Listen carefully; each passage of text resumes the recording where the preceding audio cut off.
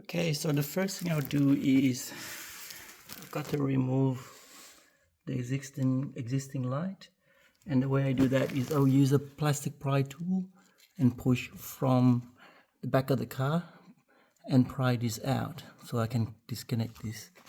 Okay, so that's it there. So gotta do it from the back of the car, because at the front of the car there's this connector here which you would break if you pry it from the front.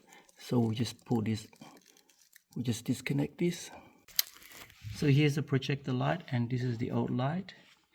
The back of it is actually a little bit wider than the original, so under here, under this hole here, I have to make the hole a little bit wider just by using a Stanley knife and just scraping off a bit on both sides.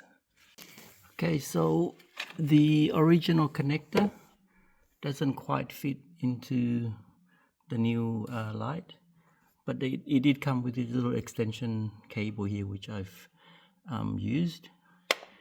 And the only thing you have to remember is there is a left and a right hand version of the light. So this one here, if you do it right, the BMW faces the right direction.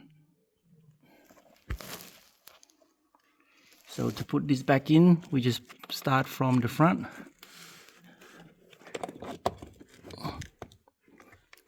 Like that.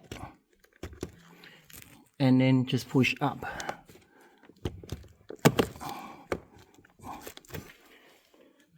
And that's it, that's how it looks. And there's the projected light. Thanks for watching.